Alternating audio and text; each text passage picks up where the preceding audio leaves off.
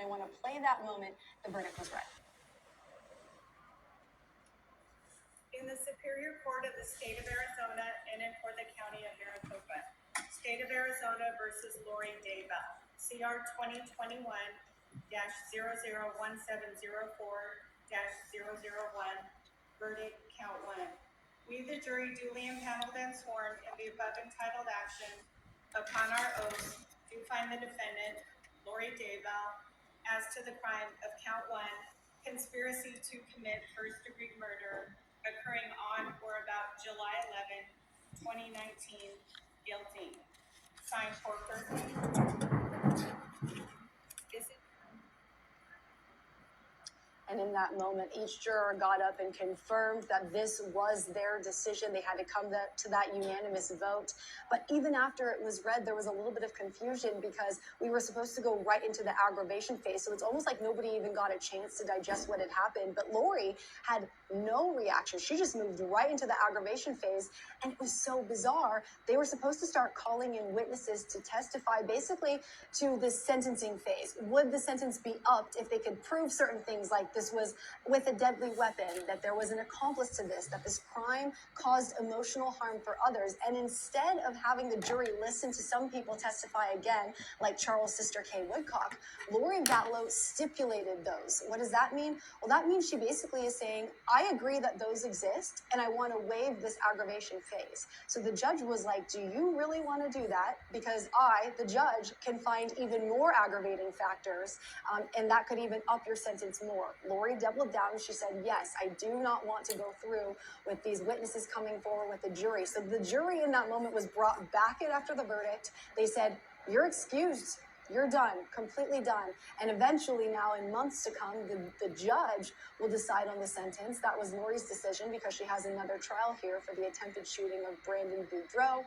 That is her niece's ex-husband. So it was almost like there wasn't even a breath right after the verdict was read for everybody to kind of process it. And it seemed Lori was just like, boom, we're going to go on to the next thing. I'm going to waive these. I want to get this done. I want to learn my sentence in a few months and let's go. And that was it. So there was really no emotional at all kind of even look to her. It was hard though, because where we're all sitting, we can see the back of her head. So it's not like she turned around and said anything or made any sort of facial expression to us. It's possible that the jury from where they were sitting might have seen what Lori's face looked like in that moment, but it appeared that she was unfazed. And I think that the jury felt that that was a pretty not surprising reaction from her, given the fact that they had just watched over 2 weeks of testimony and video where Lori was nonchalant when Charles Vallow was dead the day that he died. So that was a really interesting moment. And after so much waiting and so much anxiety just to get to that point, it seemed like there's a sigh of relief from everybody. But gosh, it was quiet in that courtroom.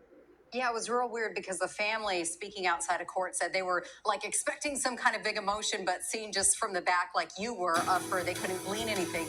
But they did say they were trying to make eye contact with the jury as they were. All right. Pay close attention to this. Today, witnesses shared horrific details about the murders of 16-year-old Tylee Ryan and her little brother, 7-year-old JJ Vallow. Their mom, Lori Vallow, is charged with murder, conspiracy to commit murder, and grand theft in their deaths. She's also charged with conspiracy and theft in the death of her now husband, Chad Daybell's late wife, Tammy Daybell. We want to warn you, this story shares some graphic details that may be hard for some of you to watch. But Abby Davis joins us now with a breakdown of what happened in court. And Abby, the question is, this was really hard for a lot of jurors to hear, right? This was a tough day. It really was. And some people were crying. Others were actually throwing up. For the first time, experts revealed JJ and Tylee's autopsy reports, and they spared no details. On Wednesday, the court heard graphic new details about how JJ Vallow and Tylee Ryan died. Two kids, just 7 and 16 years old.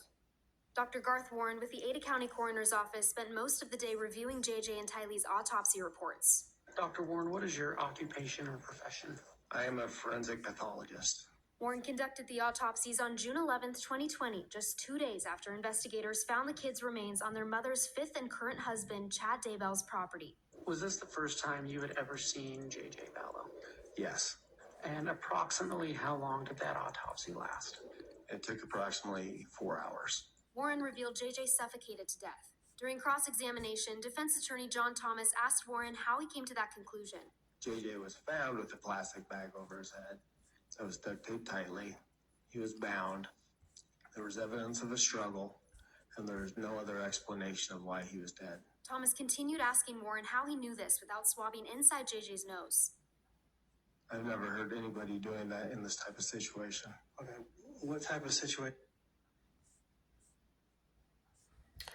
So, if you notice her glasses, they're copper-based DNA. So this was a ritual sacrifice using the Latter-day Saint stuff. She's a Black Widow,